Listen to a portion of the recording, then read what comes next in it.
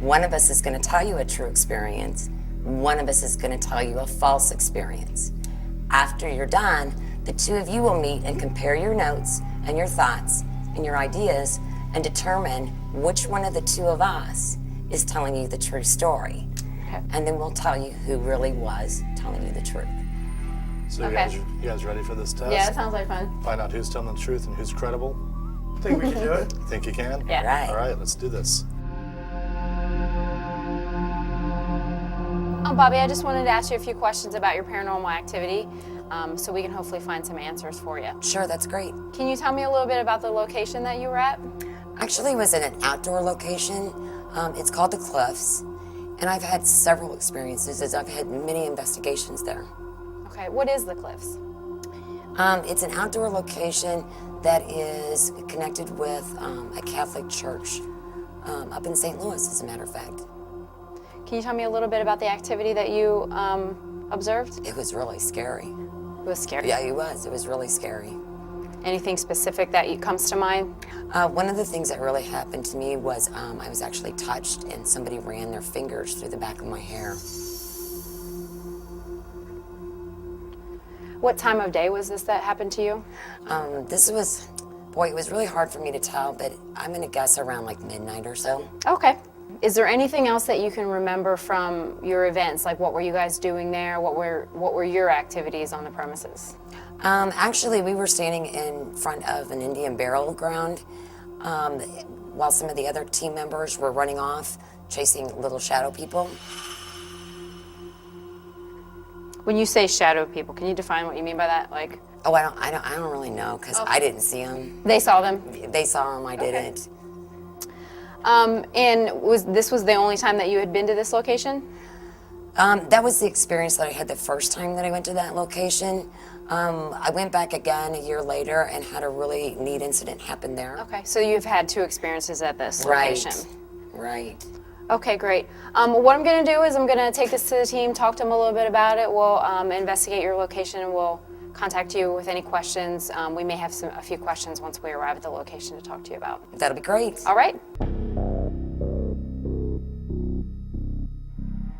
Where were you when you had your paranormal experience? I was in Potosi, Missouri, at one of the historical locations that we investigated called the Austin Millam Lucas store, upstairs in a room called the suicide room. Okay. What happened to you while you were up there? It's happened actually on 3 separate times. I have been scratched.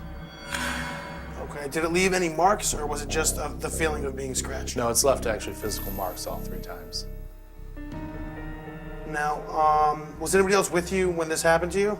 There were a couple other investigators, and we actually had some people that we were doing an interactive investigation with. Some of the public got to come along with us during the times. Okay. Now, did anybody else experience the same thing or anything similar to what happened to you? Actually, an investigator from another team happened to be with us the last 2 times, and he was scratched as well. Okay. Now, when you had the feeling of being scratched, was it a quick thing where it was, oh, what was that? Or was it more, a slow reaction to it? It actually felt like a burning sensation. And then it kind of felt like like when you get a rash, you know that feeling? Kind of a burning sensation. Then all of a sudden you could just feel like a fingernails just scratching back and forth across your skin. Okay.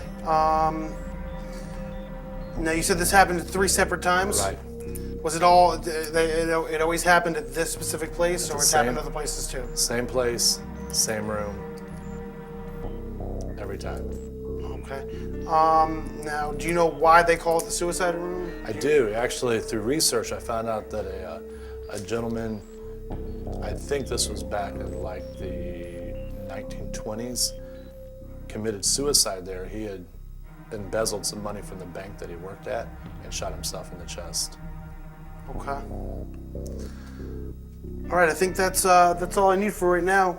Thank you for all the information. We're gonna look over it and do our best to investigate the situation and see what we can find out for you. All right, great, thanks. All right, what'd you find out? I found out that Bobby had an incident at Cliff's Church in St. Louis. There were 2 incidents. One was more recent and one was like a year later. Someone had touched her. There were several people with her. Others saw shadows, and then they chased the shadows. It was on an Indian burial ground. All right.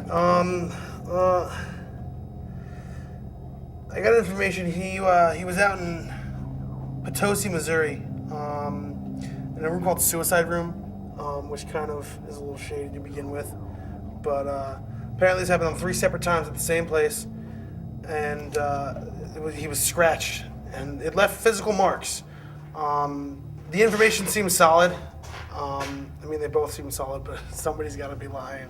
Yeah, I'm thinking Bobby told the truth because her persona was as a normal person would perceive a paranormal activity, didn't have a lot of knowledge about the paranormal. She just had portrayed what she experienced. So I'm thinking she might be telling the truth. I don't know. I mean, I don't think she's telling the truth. A little too many details to be true. I just feel like the less details, the more straightforward, simple, to the point things Yeah, I are. didn't feel like I got a lot of information from Bobby, so that's why I feel like hers is true, and hers sounds more like something someone would actually experience. So So ask him. sounds good. So, what did we come to a conclusion? We actually have varying opinions. Good idea. So I'll go with mine. I think that you're telling the truth. Of course, I heard your side of the story. I didn't hear yours. I felt like you had the perception of what a normal person would have of a paranormal experience who doesn't have experience in seeing different types of events that happen. Your information was very basic, and you gave me the facts from your perspective that you knew them, not from someone who had prior done investigation. So You make a good valid point. Yeah, it's very good. On the other hand, I think you were telling the truth. I trust you. I feel like your story was a little more straight, simple, to the point. You had the background history, but there weren't a lot of details related to the incident, and I just feel like too many details. It's just somebody trying to embellish on their story and make it more believable, when unfortunately it does the exact opposite. What do you want to tell him? Who was telling the truth and I who think was you lying? should tell him who Okay. was lying and who The was person telling that was the truth. telling the truth was me. was you? And me. Yes. You both are telling We the truth. both Yes, yeah. we both So were you telling lied the from truth. the beginning. Yeah, we did. So we wanted to give you guys both a different perspective because your witness, some of them will be very detail oriented, some of them will be very vague. It's going to depend upon what psychological mode that particular paranormal experience is doing with them. Right. Some people are very comfortable with it and they'll be able to tell you everything, and the other person might be so upset that they can only tell you just like vague information. Right. So you can get both, and both of them make credible witnesses. Okay. Great. Excellent. That was fun. All right. Good. Thanks.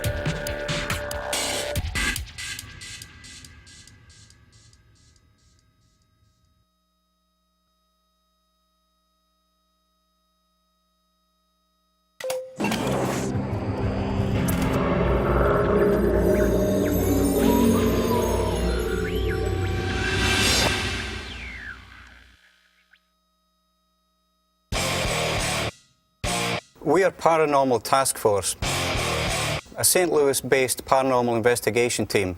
We've been everywhere and we've seen it all, and we do it the real way. We're at Eastern State Penitentiary, Philadelphia, Pennsylvania, possibly one of the creepiest places in the United States. It's a great place to bring our new recruits to test their courage and see how well they can handle the darkness. Oh my God. By the end of the next 2 days, we hope that the 2 recruits will be officially members of the Paranormal Task Force. We just want to see if these 2 recruits have exactly what it takes.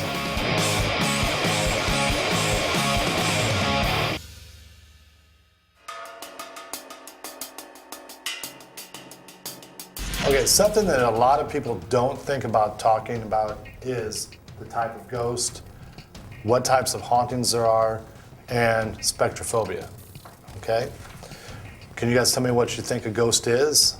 I'd say it's an energy or a spirit or an entity that hasn't passed through this world yet. I'm not quite sure a definition, and I don't want to sound too stupid giving a wrong one. I'm gonna be honest. The textbook definition of a ghost is a repeated manifestation of energy over a period of time. Okay? There are many different types of ghosts, but some of the main ones are a residual ghost or residual haunting. I'll tell you what a residual haunting is it's like a recording. It's an element in time.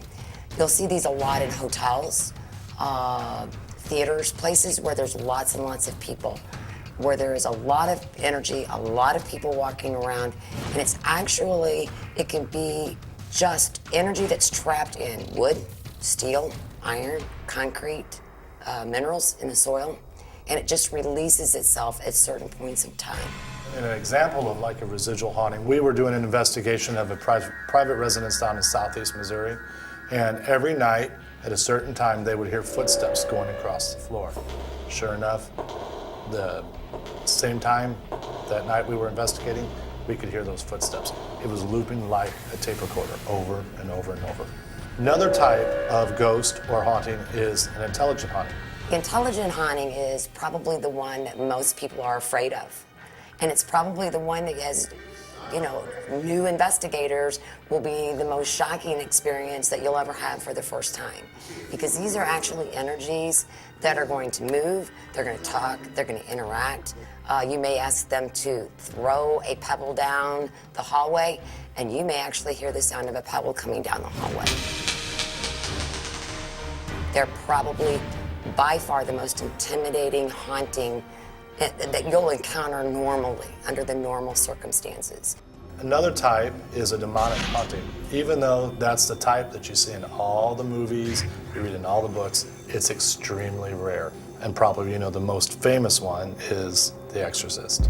Demonic is considered something that was never human form to begin with. It didn't exist from some human being that was on this planet. And the last one that we could talk about today is a poltergeist. It's actually German for noisy spirit. They're just a mischievous person. We were actually doing a first-time investigation at an old log cabin that had never been opened up for years. And I had just laid my camera down. So here's lesson number one, don't ever lay your camera down. And I looked up, and there leaning over the railing was a perfectly solid human being looking down at me, just as curious about me as I was her. And I can tell you her eyes were as blue could be. She wore a nightshirt with a little white button. And even though I am trained not to be startled, there is a startle factor that all humans have no matter what. And I jumped and she jumped. So we both jumped and scared each other, and I reached for my camera and I missed the shot, but that was my first encounter, so it can happen when you least expect it. That's so cool. What you don't do is you don't turn, you don't run. Somebody's gonna get hurt.